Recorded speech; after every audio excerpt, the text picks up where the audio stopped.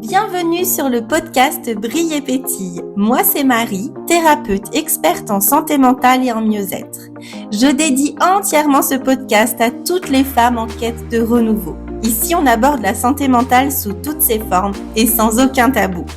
Sache que chaque épisode est pensé pour t'éclairer, t'amener à des prises de conscience, mais surtout pour te guider pas à pas vers une vie sereine, brillante et pétillante où la grisaille n'a pas sa place. Alors si t'es prête, embarque avec moi et belle écoute! Hello, bonjour à toi et bienvenue dans ce nouvel épisode de podcast. Tu sais que comme d'habitude, je suis vraiment très heureuse de te retrouver. Et aujourd'hui, on va parler d'un truc qui fait mal, d'un truc qui pique et qui, soyons honnêtes, fout un peu les boules.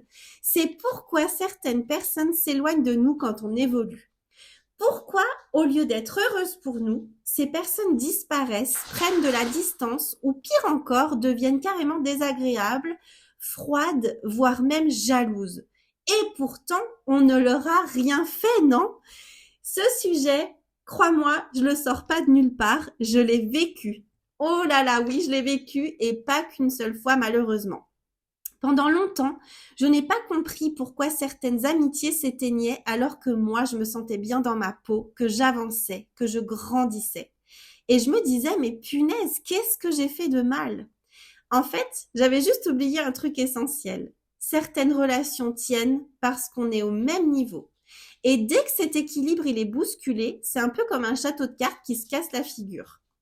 Je vais commencer par te raconter une petite anecdote, histoire que tu comprennes bien de quoi je parle. J'avais une amie avec qui j'étais hyper proche. Le genre d'amitié où tu partages tout. Les galères, les fous rires, les coups de blues.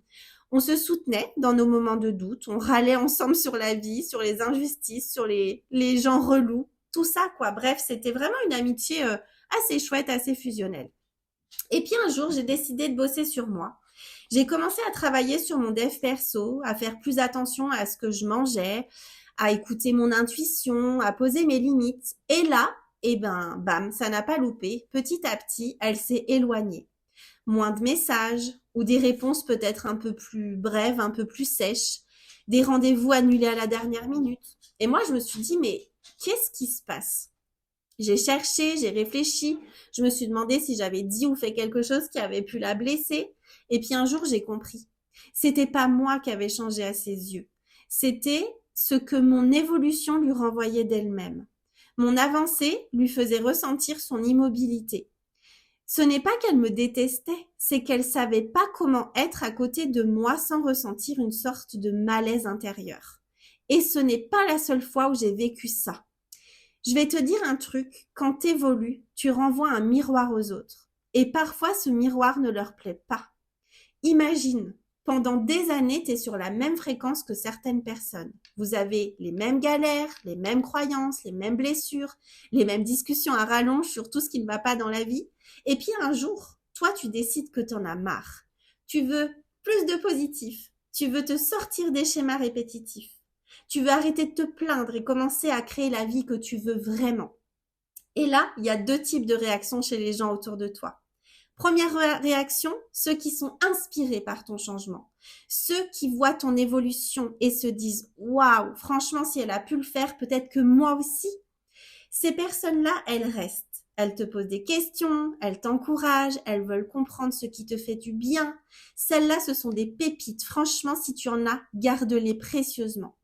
Deuxième réaction, ceux qui voient ton évolution comme une menace. Et ceux-là, ils peuvent prendre leur distance, te critiquer dans ton dos, te faire sentir que t'as changé, comme si c'était un crime, tu sais. Parce que ton changement leur renvoie en pleine face tout ce qu'ils n'ont pas encore osé faire. Et ça, crois-moi, c'est hyper inconfortable. Je vais te donner un autre exemple, plus léger mais tellement parlant. Imagine que tu es en train de faire un régime ou plutôt un rééquilibrage alimentaire parce que on n'est pas là pour s'aimer, on n'est pas là pour souffrir, d'accord? Moi, je préfère dire les rééquilibrages alimentaires. Tu arrives chez une amie et elle te tend une énorme part de gâteau au choc.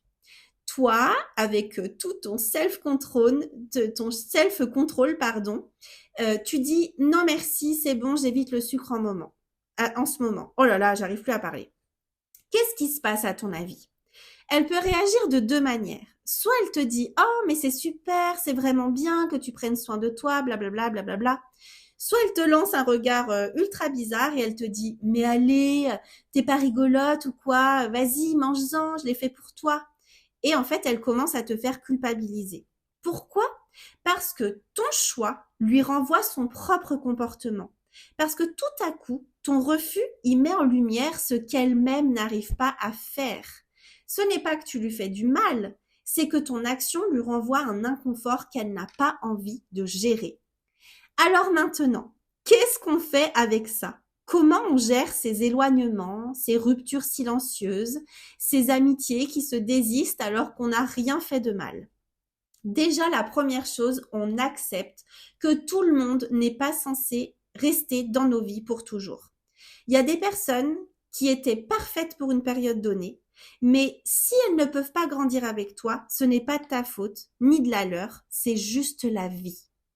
Ensuite, on arrête de culpabiliser. Ce n'est pas à toi de te rabaisser ou de t'excuser d'évoluer, sûrement pas. Si quelqu'un ne peut plus être à l'aise en ta présence parce que toi t'avances, c'est pas un problème que tu peux régler pour cette personne-là. Tu ne peux pas ralentir ton expansion juste pour rassurer quelqu'un qui a juste la trouille de se bouger en fait. Et surtout, on se concentre sur les personnes qui restent. Parce que oui, certaines personnes partent, mais d'autres entrent dans ta vie. Des personnes qui sont sur ta nouvelle fréquence, qui vont t'encourager, qui ne vont pas se sentir menacées par ton épanouissement. Alors si aujourd'hui tu ressens un éloignement avec certaines personnes, si tu as l'impression que ton évolution dérange, rappelle-toi une chose, ne diminue jamais, jamais ta lumière pour que d'autres se sentent plus à l'aise dans leur ombre. Si cet épisode t'a plu, t'a parlé, je t'encourage vivement à le partager à une personne qui vit la même chose et qui aurait bien besoin d'entendre ça. Et surtout, continue de grandir, continue de t'élever. Ceux qui doivent rester resteront et ceux qui partent devaient partir.